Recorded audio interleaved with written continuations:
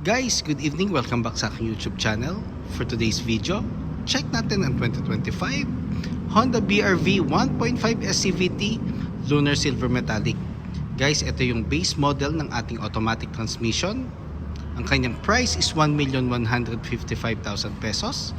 So, tour ko na kayo ngayon sa ating featured unit for today.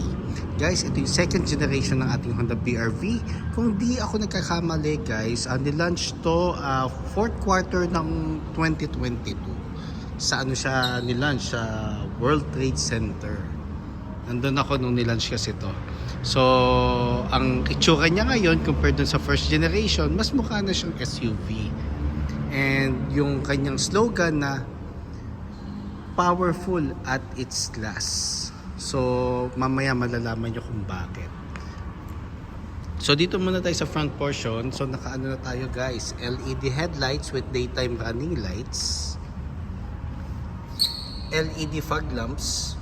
So, the good thing about kay Honda BR-V guys, any variant, entry, middle, and top of the line, naka-LED na yung mga ilaw natin sa front. Then, meron tayong chrome accents of upper portion ng ating bumper. Then ang ating front grille is glossy black. Then sa lower bumper naman, honeycomb matte black naman. Pakita ko lang ulit guys ang ating harap.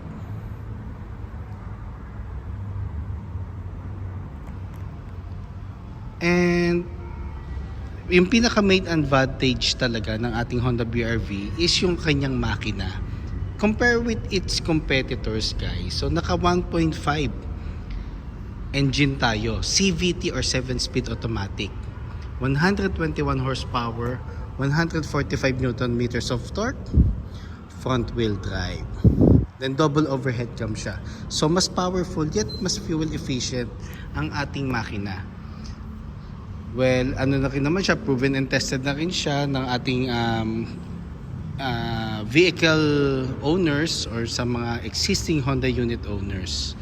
So you can visit yung mga page nila para at least meron kayong basis just in case na kino-consider nyo talaga yung Honda BR-V. So dito naman tayo guys sa passenger side. As you can see, napakaganda na talaga ng ano niya, nung structure ng exterior niya compared dun sa first generation. Hindi ko sinasabing pangit yung first gen mas stylish lang at aggressive ang itsura ng ating second generation na Honda BR-V. Actually, yung first generation isa yun sa mga best selling MPVs nung time na yon. Until now naman guys, ang Honda BR-V talagang best-selling unit yan ni Honda na vehicle pagdating sa every month na production and city. Then naka 17-inch alloy wheels tayo. So two-tone na siya. Combination siya ng chrome and glossy black. The good thing about din kay base model guys, lahat ng alloy wheels ng bawat variant, ganito ang design. Then naka na tayo, ventilated disc. Then MacPherson strut ang ating suspension sa front, 207mm ground clearance. Then ang ating side turning lights is nasa side mirror na.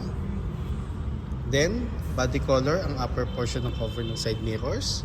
Body color na ang ating door handles. Then ang ating mga fenders guys and side seal is matte black. So, ano bang advantage ito pag it's more on plastic material yung fenders natin. So, hindi siya prone kalawangin. Not unlike yung mga unang kasi fenders natin which is metal. So, pag merong portion na hindi siya nalinis na maayos, pwede siya mag-form ng ng grass. So ito at least plastic siya. Hindi siya basta-basta magkakaroon ng ng defect. Then naka-drum brake tayo guys sa rear. Then torsion beam naman ang suspension naman natin sa rear din guys.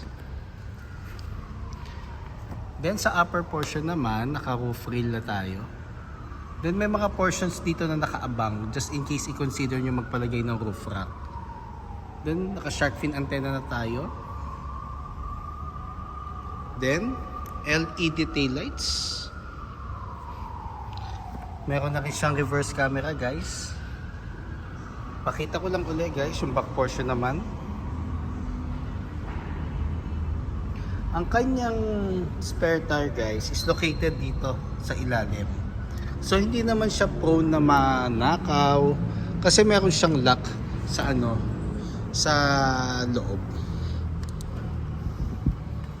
Kita ko lang guys yung compartment natin. So itong compartment natin guys, just in case na 7 passengers ang magta-travel.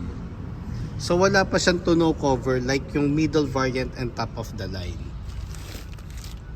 Then kung sakaling 5 passengers,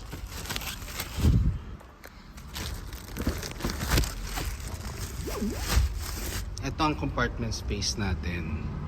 So meron tayong tonneau cover. Pwede kayo umorder dito sa any Honda dealership para just in case gusto nyo mag-flat yung surface, pwede naman.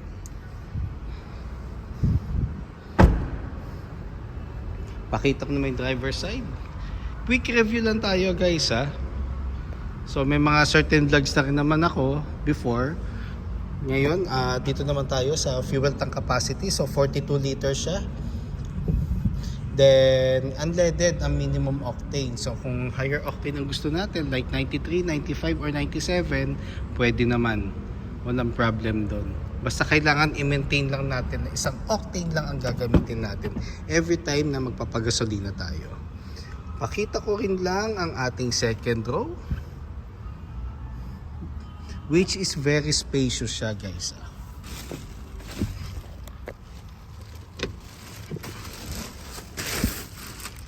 So ito kasi guys, nakasagad yung driver's seat dito sa back. Kaya kung mapapansin mo, meron pa rin naman siyang spacious legroom. So ang height ko guys is 5'6".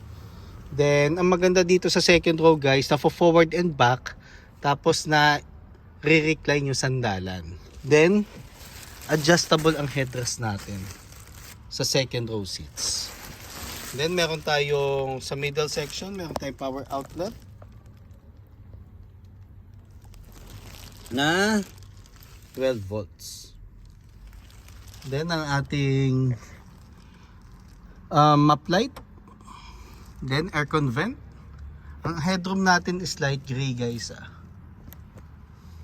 So tour ko na kayo sa front portion. Quick review lang naman to guys kasi nga gabi na rin at month end. So hopefully by December kumota na tayo lalo. Then keyless entry guys, keyless entry. Then tire pressure pala guys, para meron lang kayong idea, 32 sa harap, 30 sa likod. Then the good thing about sa second generation ng ating Honda BR-V, meron na siyang height adjustment sa driver seat. Yung first generation kasi fix ang height niya. So walang chance na ma-elevate yung driver seat. So ngayon in-adjust na ni Honda Philippines. Dito naman tayo muna sa side panel ng ating door. So ano siya, meron siyang chrome accent.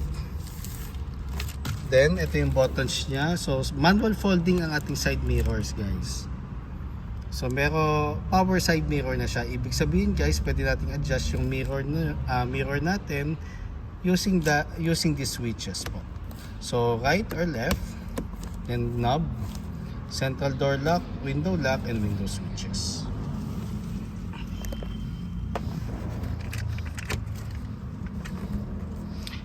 So dito naman tayo guys sa front seats. So dito sa baba guys, nandito yung gas lid and hood, gas lid. Then dito tayo sa steering wheel. So sa steering wheel guys, urethane texture ang ating steering wheel. Then ano lang siya guys, tilt lang. So, up and down mo lang ang adjustments ng ating manubela.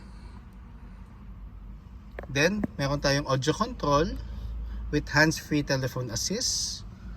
Then, ang ating panel is composed of analog, and sa portion na to sa center digital, pero black and white pa rin siya.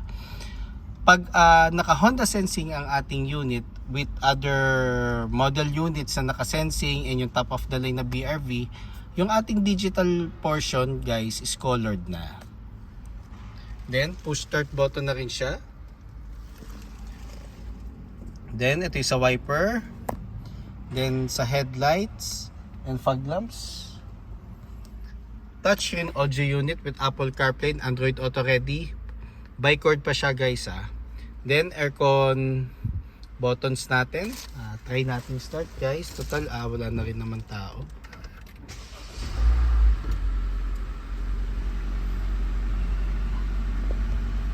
So digital na siya guys.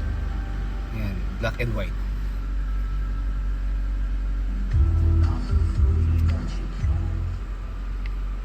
Then aircon buttons natin. Ayan. So dito yung fan.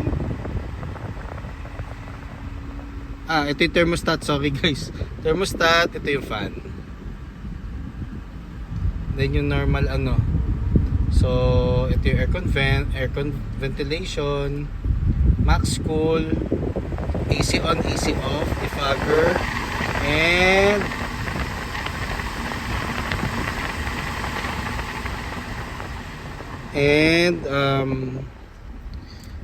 lagi nakailaw to guys So i-check nyo yan kasi pag ito naka-off, yung scent ng yung ito. So pag ito naka-on to, yung hangin sa labas tsaka scent yun ang papasok sa loob. So normally maganda ito lagi para at least within the interior lang yung circulation ng hangin. Patayin ko na guys